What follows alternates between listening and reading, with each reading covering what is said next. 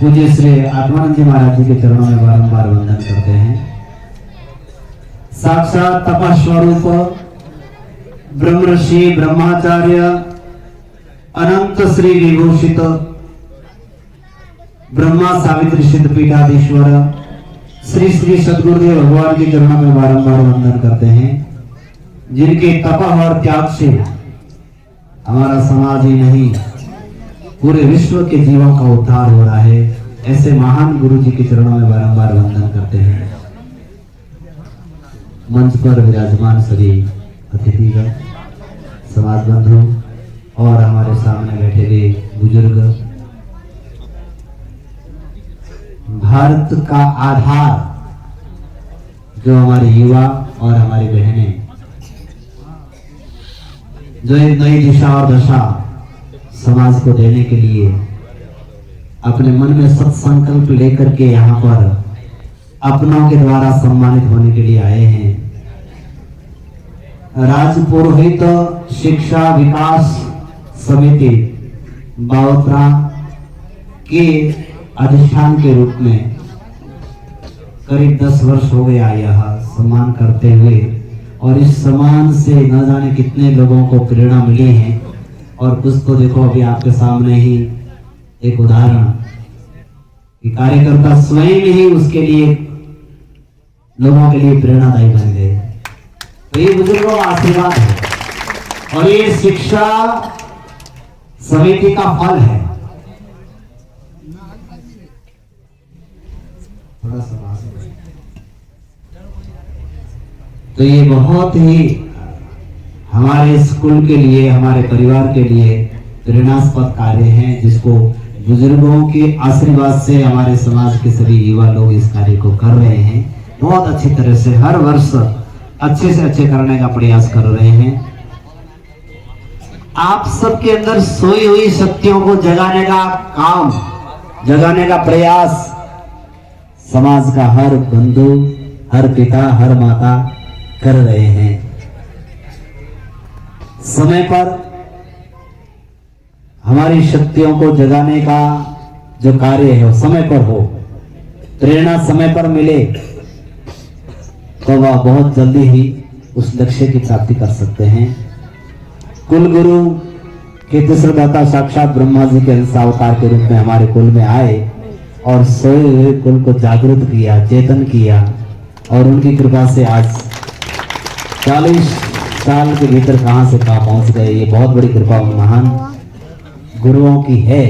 पूज्य आत्मानंद जी महाराज जी का जो शिक्षा के क्षेत्र में काम हुआ, उसका फल भी हम सबको, पूरे समाज को मिल रहा है। इन महान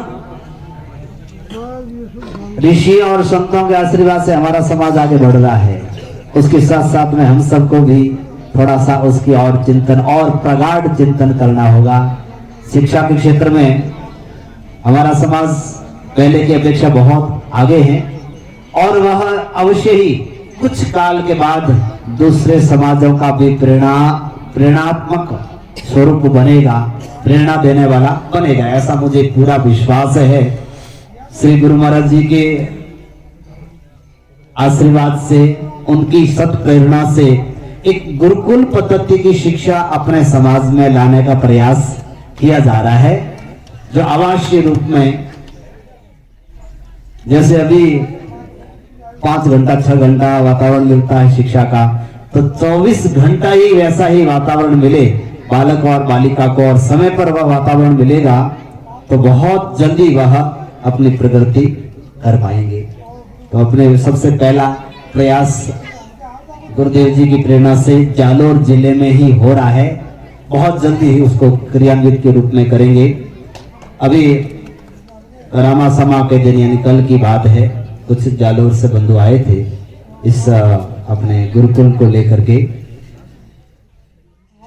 अपना राजस्थान में कुल 3 गुरुकुलों की स्थापना करनी है। अभी 2 गुरुकुल चल रहे हैं, एक स्कूल चल रहा है विद्यापीठ जोधपुर, कुछ बालक यहाँ पे अभी आए विद्यापीठ में पढ़े हुए बालक, और दूसरा गुरुकुल अपने जुंजाड़ी नाड़ी महिलावास यहाँ पर बहुत अच्छी तरह से चल रहा है। वहां पर 70 बच्चों की वेटिंग चल रही है, 216 बच्चे अभी हैं और 70 बच्चे अभी वेटिंग में हैं। जगह नहीं है, इसके लिए उनको अभी रखा गया। अगले साल में वहां पर भी एक छात्रावास बना करके कम से कम 400 बच्चों का आवासीय एक गुरुकुल अगले साल, ये अभी आने वाले समय में बहुत जल्दी हो जाएगा।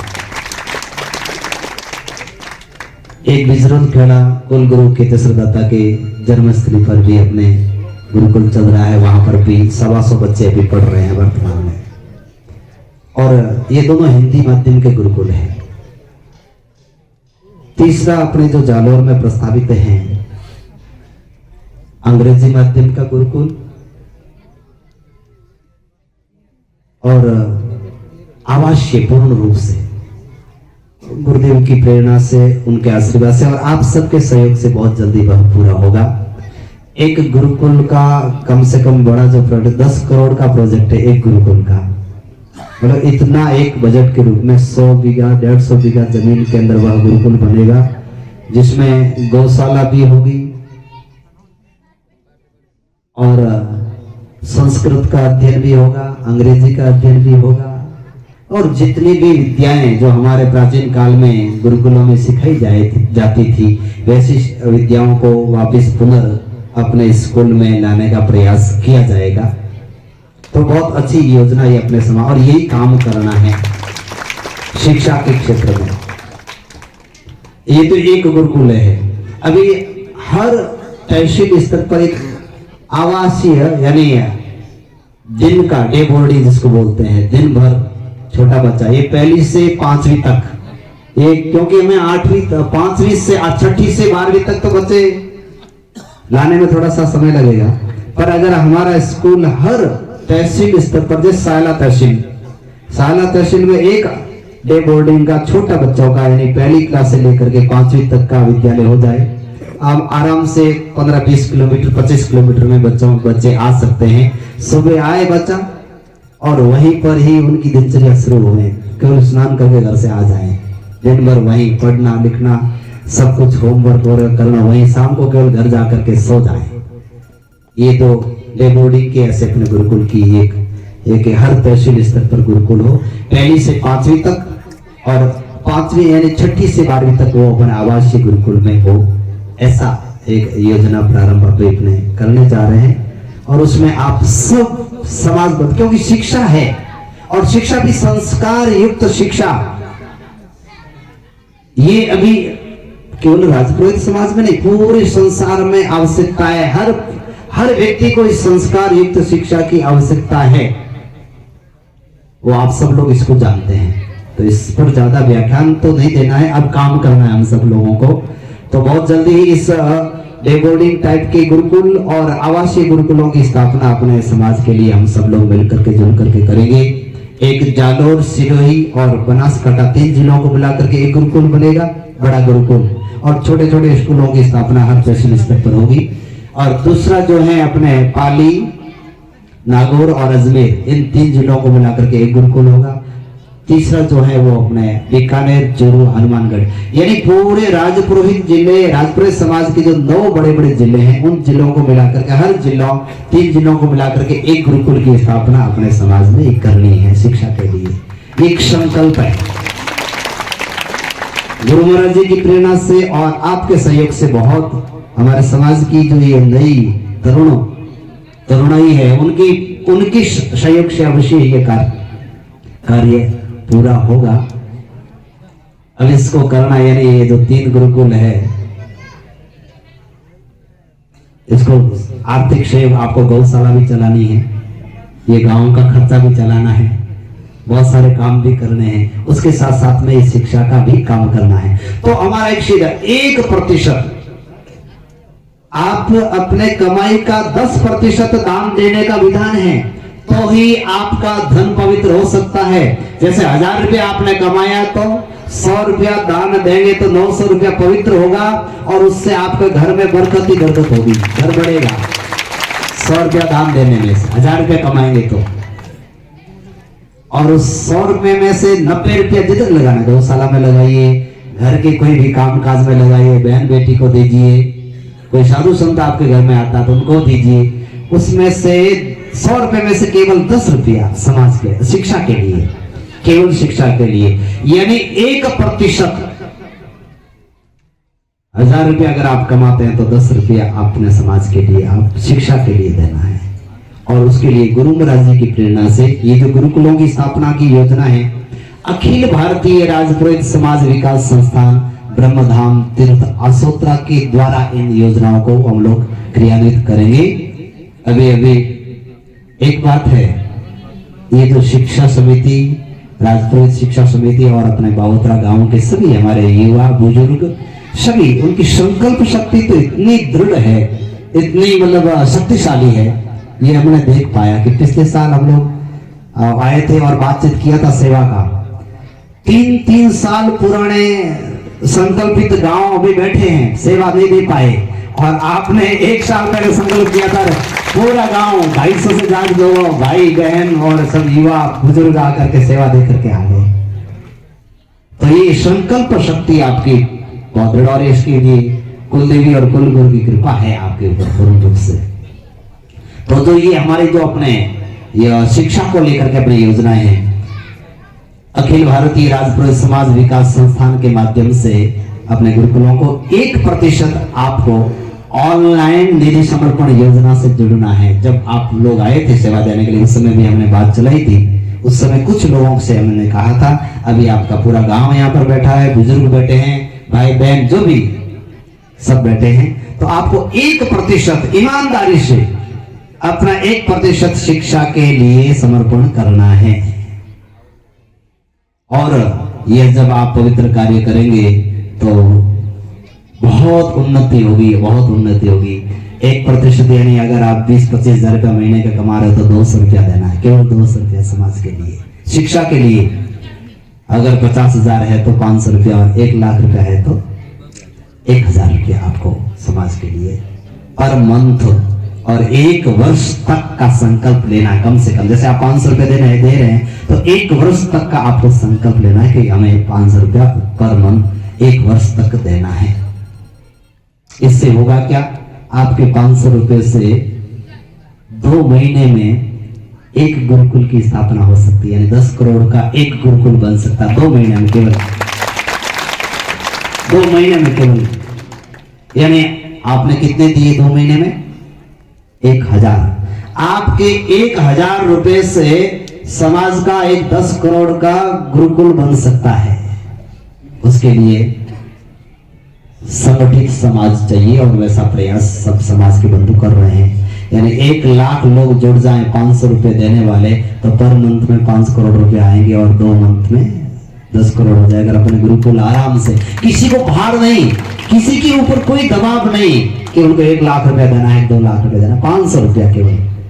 उसमें कोई 500 देगा, कोई 200 देगा, कोई 1100 देगा, कोई 11,000 भी देने वाले होंगे। तो उस इस योजना से सबको जुड़ना है। बस अभी गुरु महाराज जी की प्रेरणा से ब्रह्मधाम तीर्थ ब्रह्म सरोवर पर भी इसके लिए बहुत बड़ा सा कार्यालय निर्माण हो रहा है।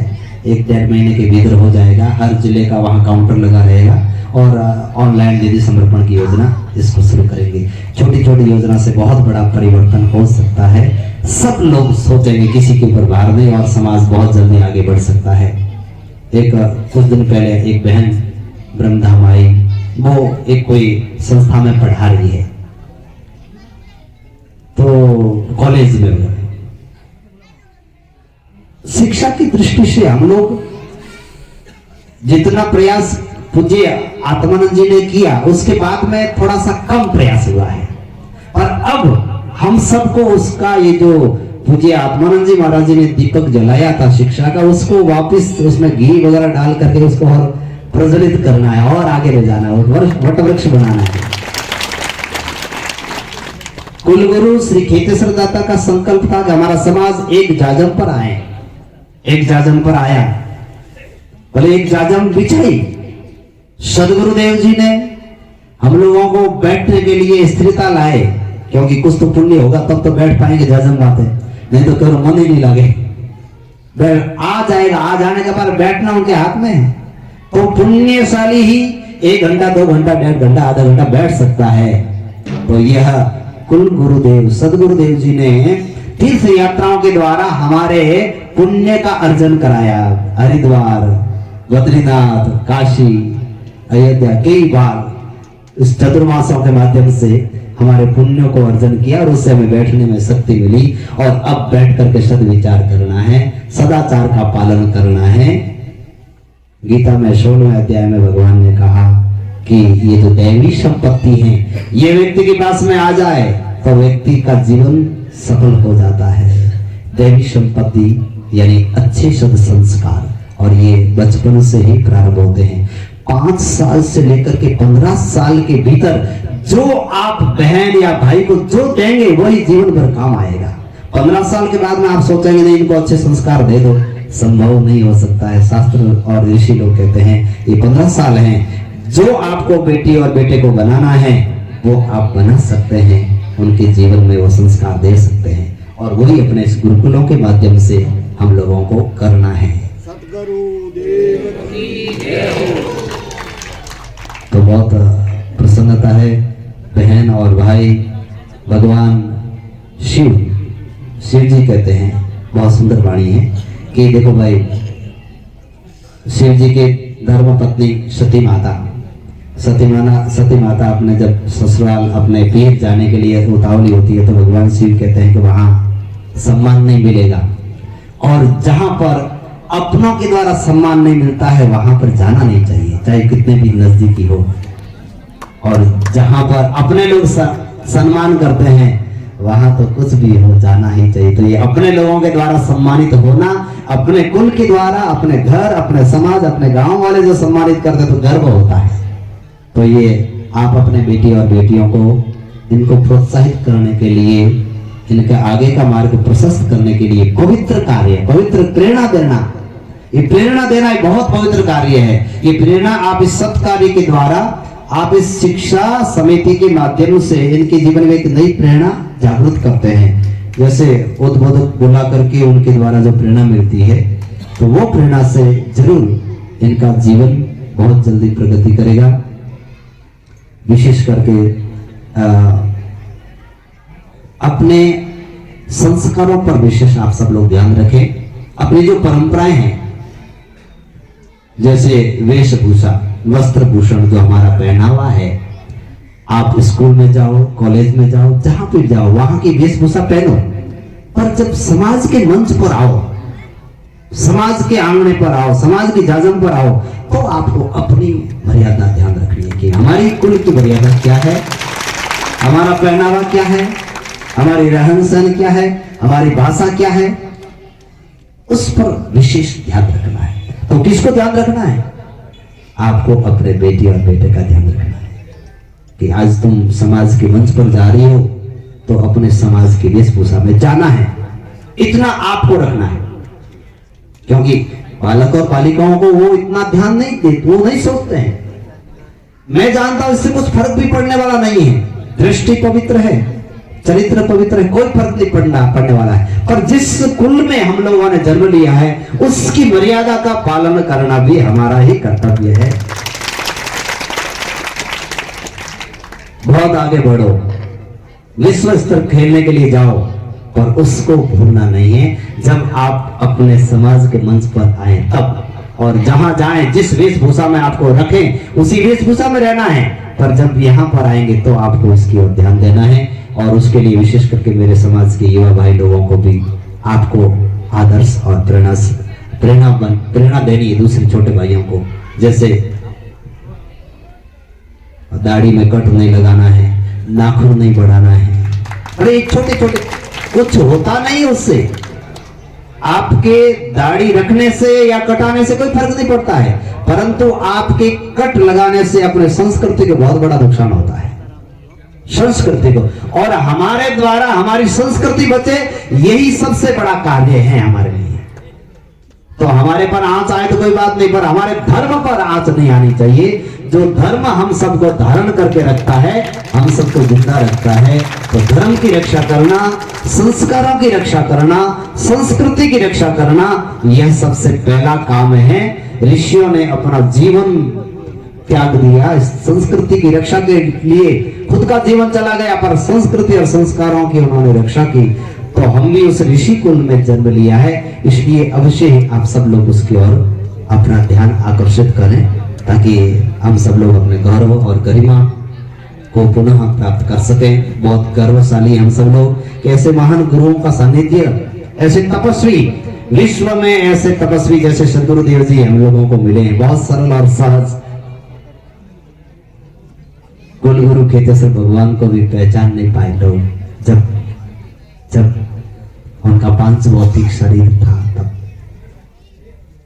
और ये जो भी महान गुरु मिले हैं तो समय रहते हुए पहचान लेंगे तो आनंद आएगा और जीवन चैतन्य हो जाएगा। ऐसा चिंतन समाज नहीं, हर समाज के लिए, हर परिवार के लिए, क्योंकि ब्रह्मा जी की पीठ है और ब्रह्मा जी के लिए हर मनुष्य, प्राणी मात्र, चाहे वह किसी भी कुल में जन्म लिया हो, उसके लिए वह सम्मान दृष्टि का है। तो ये गुरुदेव की जो दृष्टि है ये बहुत व्यापक है, बहुत सम्मान। ऐसे महान दृष्टि वाले महागुरुदेव का सानिध्य हम सबको मिला हुआ है। उनके आदर्शों के ऊपर हमें जीवन को चलाना है, उनकी आज्ञा में हमें रहना है। उनकी अगरबत्ती करे, माला पहनाए, नहीं पहनाए, कोई फर्क नहीं पड़ता है, पर उनके वचनों को अपने जीवन में उतारना और उसके अनुसार अपने जीवन को चलाना, बस इसी से ही हमारे जीवन का कल्याण है। कुलगुरु केतेश्वर भगवान और सदगुरुदेव जी के चरणों में बारंबार वंदन करते हैं। गुरु महाराज जी का जब मैं यहाँ आ रहा था करीब 11 बजे, उधर से फोन कराया था, बोले बाबोतरा पहुंचे कि नहीं पहुंचे। तो मैंने कहा जा रहा हूँ। बोले सब बुजुर्गों को हमारे तरफ से राम राम करना, सबको जय गुरु महाराज की। गुरु महाराज जी ने आप सबको दिया है।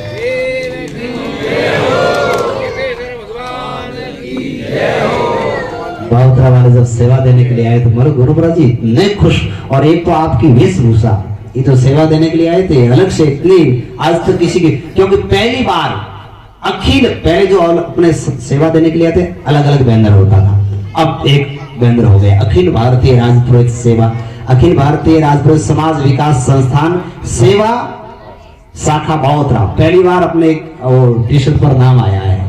तो उससे गुरु महाराज जी को बहुत देख कर सब लोग बड़े प्रसन्न हो गए, ये वेशभूषा बहुत बढ़िया है, गाँव कौन सा था लोगों के मन में हो। तो ये एक बहुत अच्छा कार्य हुआ है और भगवान करेंगे हर वर्ष में एक बार तो एक दिन की सेवा देना ही है। जब भी अवसर मिलेगा आप सबको खूब खूब आशीर्वाद, बहनों और भाइयों को जिन्होंने हमारे जीवन में उपकार किया है।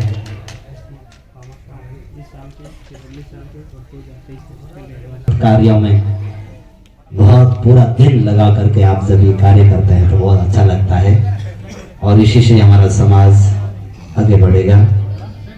सभी को जय गुरु महाराज री, जय ब्रह्मा जी री, बोलिए सतगुरु देव।